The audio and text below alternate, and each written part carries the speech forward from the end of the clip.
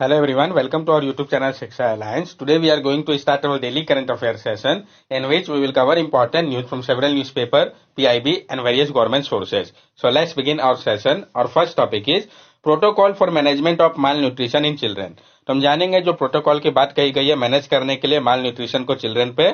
Indian government has introduced a national protocol called the Protocol for Management of Malnutrition in Children, aimed at identifying and providing comprehensive care for malnourished children in the country. भारतीय government ने introduce किया है एक national protocol को जिसका कहा गया है protocol for management of mall nutrition in children. इसका मकसद है आइडेंटिफाई करना और प्रोवाइड करना कंप्रीहेंसिव केयर को मालन्यूरिश्ड चिल्ड्रन के लिए कंट्री में. ये जो प्रोटोकॉल है इसको लॉन्च किया गया है union minister for women and child development के द्वारा. तो किस मिनिस्टर के द्वारा लॉन्च किया गया कोई भी प्रोग्राम को ये इंपॉर्टेंट हो जाता है. क्या फीचर्स है इसके. It outline a 10-step process for identifying and managing malnutrition in children at the Anganwadi level, incorporating aspects such as growth monitoring, appetite testing, nutritional management and follow-up care. ये जो है outline कर रहा है 10 step process को ताकि identify किया जा सके और मैनेज किया जा सके माल न्यूट्रिशन को चिल्ड्रन पे आंगनवाड़ी लेवल पे. ये इनकॉर्पोरेट करता है जो एस्पेक्ट है जैसे कि growth monitoring, appetite testing, nutritional management और फॉलोअप केयर को. ये जो प्रोटोकॉल है इसको इंट्रोड्यूस किया गया है इनोवेटिव अप्रोच के रूप में जैसे कि बडी मदर कंसेप्ट के तौर पे, जहां पे मदर जिनके हेल्दी चाइल्ड होंगे वो गाइड करेंगे मदर जिनके मालनूरिश्ड चाइल्ड है आंगनवाड़ी सेंटर में उनको. ये जो इनिशिएटिव है ये पार्ट है गवर्नमेंट के एफर्ट का ताकि कॉम्बैट किया जा सके माल न्यूट्रिशन को पोषण अभियान के माध्यम से, जिसका फोकस होगा ट्रीट करने के ऊपर मालनूरिश्ड चिल्ड्रन को और प्रमोट करने को हेल्दी ग्रोथ को उनका. नेक्स्ट टॉपिक हमारा resilient and inclusive supply chain enhancement RISE initiative. तो हम जानेंगे राइज इनिशिएटिव के बारे में. World bank and Japan have launch the resilient and inclusive supply chain enhancement initiative in Morocco. तो किसने लॉन्च किया है, कहां पे किया, इंपॉर्टेंट हो जाता है. तो वर्ल्ड बैंक और जापान ने मिलकर लॉन्च किया है resilience and inclusive supply chain enhancement RISE initiative को मोरक्को पे. This initiative is designed to tackle the dual challenge of job creation and climate change by aiding emerging market and developing countries in expanding their clean energy product manufacturing and increasing their participation in the mineral industry. ये जो initiative है इसको design किया गया है ताकि tackle किया जा सके जो डुअल चैलेंज है जॉब क्रिएशन और क्लाइमेट चेंज का, मदद करके एमर्जिंग मार्केट को और डेवलपिंग कंट्रीज को एक्सपेंड करके क्लीन एनर्जी प्रोडक्ट मैन्युफैक्चरिंग को और इंक्रीज करके उनके पार्टिसिपेशन को मिनरल इंडस्ट्री में. The initiative aims to stimulate economic growth and generate local employment opportunity, ultimately contributing to poverty reduction. और ये जो इनिशिएटिव है इसका मकसद है कि बूस्ट किया जाए इकोनॉमिक ग्रोथ को और जनरेट किया जाए लोकल एम्प्लॉयमेंट अपॉर्चुनिटी को. अल्टीमेटली ये क्या करेगा तो कंट्रीब्यूट करेगा पॉवर्टी को कम करने में. ये जो कोलैबोरेटिव एफर्ट है ये फोकस कर रहा है जो इंपॉर्टेंस है इंटरनेशनल कोऑपरेशन के ऊपर ताकि प्रमोट किया जा सके इकोनॉमिक ग्रोथ को इन कंट्रीज में, साथ साथ स्ट्रेंथन किया जा सके क्लीन एनर्जी और क्रिटिकल मिनरल सप्लाई चेन को. नेक्स्ट टॉपिक है हमारा इक्री सेट ज्वाइन 1 CGIAR इनिशिएटिव. तो इक्री सेट ने ज्वाइन कर लिया है 1 CGIAR इनिशिएटिव को. जानेंगे इसके बारे में हम. International crop research institution for the semi arid tropic ICRISAT has join 1 CGIAR consultative group on international agriculture research integrated partnership. जो international crop research institute for semi arid tropic ICRISAT है उन्होंने join कर लिया है 1 CGIAR को consultative group on international agriculture research integrated partnership को. ये जो पार्टनरशिप है ये इन्वॉल्व करता है CGIAR सिस्टम ऑर्गेनाइजेशन और 12 1 CGIAR रिसर्च सेंटर को जिसमें कि इंक्लूडेड है इक्रीसेट भी. इसका मकसद है यूनिफाइड एफर्ट लेना ताकि ट्रांसफॉर्म किया जा सके फूड, लैंड और वाटर सिस्टम को एड्रेस करने के लिए जो चैलेंजेस का सामना करना पड़ रहा है क्लाइमेट क्राइसिस के कारण. CGIAR established in 1971 founder Forrest F. Hill is a network of publicly funded agri food system research center. जो आपका CGIAR है इसको एस्टेब्लिश किया गया था 1971 में. इसके फाउंडर जो थे फॉरेस्ट एफ हिल थे. ये एक नेटवर्क है publicly funded agri food system research centre का. It aims to reduce rural poverty, increase food security, improve human health and nutrition, and sustainable management of natural resource. इसका मकसद है कि रिड्यूस किया जाए रूरल पॉवर्टी को, बढ़ाया जाए फूड सिक्योरिटी को, इंप्रूव किया जा सके ह्यूमन के हेल्थ और न्यूट्रिशन को और सस्टेनेबली मैनेज किया जा सके नेचुरल रिसोर्स को ताकि सबको वो रिसोर्स जो है अवेलेबल कराया जा सके. एक रिसर्च के बारे में भी हम जान ले. International crop research institute for semi arid tropic ICRISAT headquarter in Patent Cheru, Hyderabad, founded in 1972 with support from Food and Rockefeller Foundation, is an international organization that conduct agriculture research for rural development. जो आपका ICRISAT है, international crop research institute for semi arid tropic, इसका headquarter जो आपका पंतेरू हैदराबाद में है। इसको found किया गया था 1972 पे। सपोर्ट जो है इसके लिए फोर्ड और रॉकफेलर फाउंडेशन के द्वारा प्रोवाइड किया गया था। ये आपका एक इंटरनेशनल ऑर्गेनाइजेशन है जो कि कंडक्ट करता है एग्रीकल्चर रिसर्च को रूरल डेवलपमेंट के लिए। It had regional centre in Mali and Kenya along with research station in several African country. ICRISAT operates under the charter of FAO and UNDP. It holds a special status as a UN organization in India, granting it certain immunity and tax privilege. इसका regional centre जो है ICRISAT का वो माली और Kenya में है। साथ साथ इसके रिसर्च स्टेशन जो है बहुत सारे अफ्रीकन कंट्रीज में है। ICRISAT ऑपरेट करता है जो चार्टर है FAO एंड UNDP उसके अंतर्गत। इसको एक स्पेशल स्टेटस दिया गया है यूएन ऑर्गेनाइजेशन ग्रुप में भारत में, जिसके कारण इसको कुछ इम्यूनिटीज और टैक्स प्रिविलेज भी मिलता है।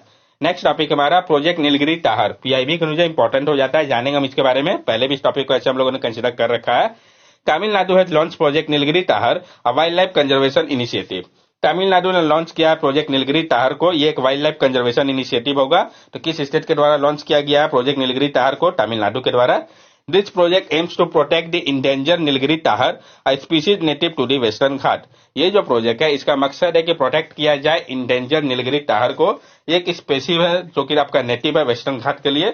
Its focus on understanding the population, distribution and ecology of Nilgiri tahar, reintroducing them to their historical habitat, addressing immediate threat to their survival, raising public awareness and developing eco-tourism activity. इसका focus होगा जो project Nilgiri Tahir है उसका कि समझा जाए इनके population, distribution और इकोलॉजी को नीलगिरी ताहर का, रीइंट्रोड्यूस किया जाए इनको इनके हिस्टोरिकल हैबिटेट में, एड्रेस किया जाए जो इनका इमीडिएट थ्रेट है उनके सर्वाइवल के लिए उसको, रेज किया जाए पब्लिक अवेयरनेस को और डेवलप किया जाए इको टूरिज्म एक्टिविटी को। यहाँ पे आप देख के समझ सकते हैं जो उससे रिलेटेड फैक्ट है। तो जो प्रोजेक्ट नीलगिरी ताहर है तमिलनाडु फॉरेस्ट इंडिया का पहला, इसका मकसद है कि रिस्टोर किया जाए फ्रेगमेंटेड हैबिटेट को, स्पेशली 16 ग्रासलैंड में जहां पे ये थ्राइव करते हैं। रीइंट्रोड्यूस किया जाए ताहर के पॉपुलेशन को उनके इन हिस्टोरिक हैबिटेट में और इंश्योर किया जाए प्रॉपर रिहेबिलिटेशन फैसिलिटी को उनको प्रोवाइड किया जाए। नीलगिरी ताहर के बारे में हम जान लें। Only mountain ungulate in southern India among the 12 species present in India. ये इकलौता माउंटेन अनगुलेट है साउथर्न इंडिया का जो 12 स्पीसीज प्रेजेंट है भारत में। उनमें से पॉपुलेशन की अगर हम बात करें तो इसका जो पॉपुलेशन है वो एस्टिमेट किया जा रहा है कि वो 3122 है अप्रोक्सीमेटली वाइल्ड पे, WWF इंडिया 2015 के एस्टिमेट के अनुसार। It is endemic in western Ghat and locally known as Varayadu. ये इंडेमिक है वेस्टर्न घाट के लिए और लोकली इसको वरियाडू के नाम से भी हम जानते हैं। क्या खतरा है इनके लिए? A large part of its population has been wiped out from its historical range of Western Ghat. The existing population are under severe stress due to habitat loss and hunting.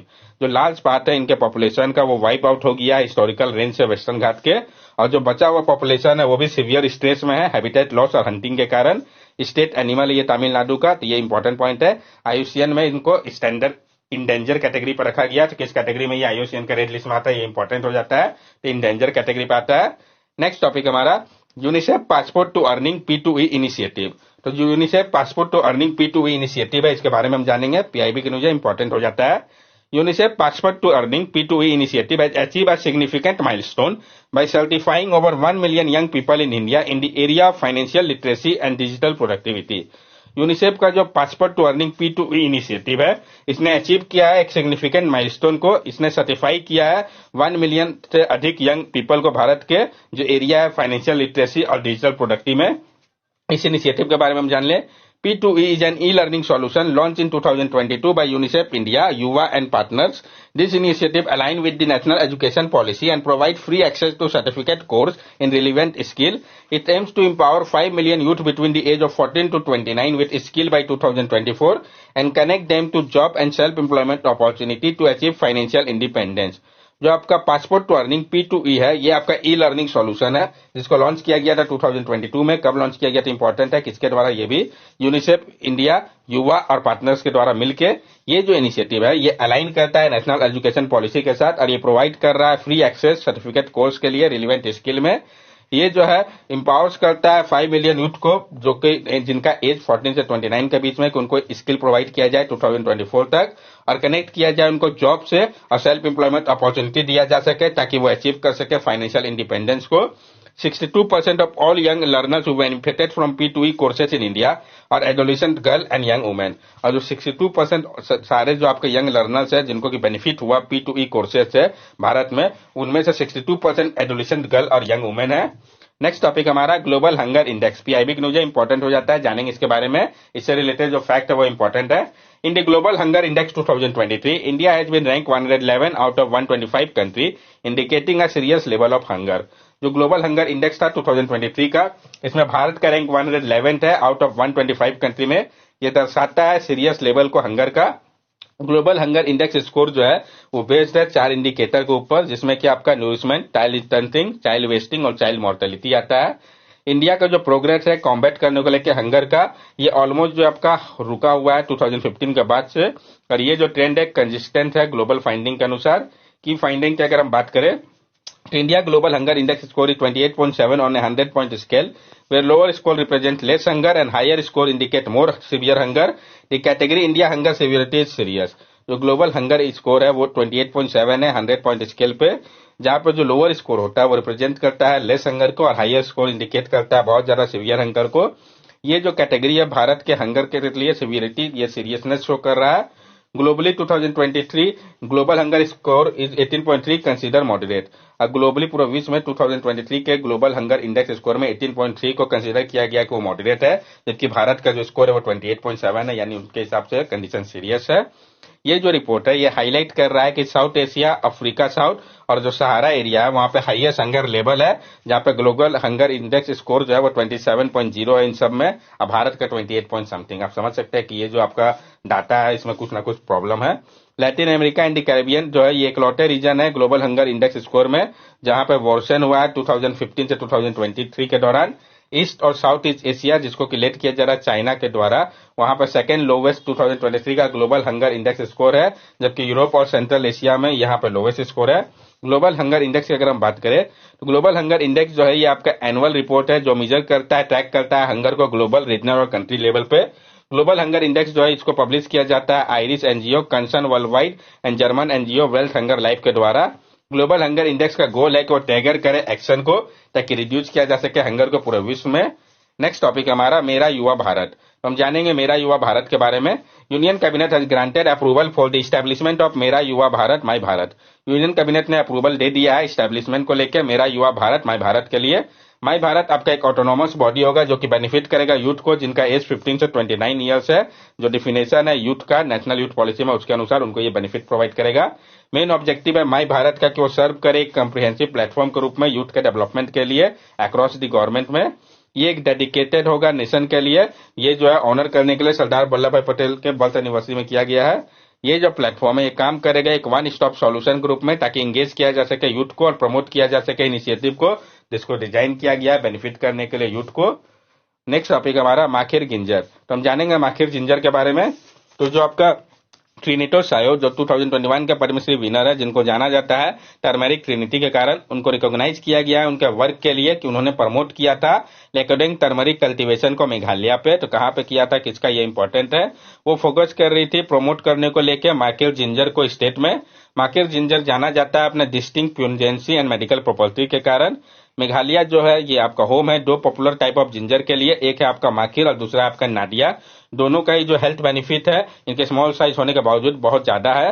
लैकडोंग turmeric के बारे में हम जान ले तो one district one product के अंतर्गत ये जो स्कीम है उसके अंतर्गत लैकडोंग टर्मरिक को रिकॉग्निशन मिला है वेस्ट जांटिया हिल डिस्ट्रिक्ट में। इसको डिस्टिंग्विश किया जाता है इनके हाई कर्कुमिन लेवल और एंटीऑक्सीडेंट प्रॉपर्टी के कारण। नेक्स्ट टॉपिक है हमारा IOC approve inclusion of cricket in 2028 Los Angeles Olympic. तो 2028 का ओलंपिक कहाँ होने जा रही है इंपॉर्टेंट है, उसमें क्रिकेट है कि नहीं। तो आईओसी ने अप्रूव कर दिया है कि इंक्लूड किया जाएगा क्रिकेट को 2028 के लॉस एंजलिस ओलंपिक में। इंटरनेशनल ओलंपिक कमेटी के एग्जीक्यूटिव बोर्ड ने अप्रूव कर दिया है कि इंक्लूड किया जाएगा क्रिकेट को 2028 के लॉस एंजलिस ओलंपिक पे, जो कि एक सिग्निफिकेंट स्टेप है जो कि एंड कर रहा है क्रिकेट को जो कि 100 ईयर्स से एब्सेंस था ओलंपिक में। रूल की अगर हम बात करें तो ओलंपिक होस्ट सिटी जो है वो प्रपोज करते हैं न्यू स्पोर्ट को गेम के लिए जहां पे वो होस्ट करते हैं। टोटल नंबर ऑफ एथलीट जो है वो मस्ट नॉट एक्सीड नहीं होने चाहिए 10,500 से, ताकि कंट्रोल किया जा सके कॉस्ट को।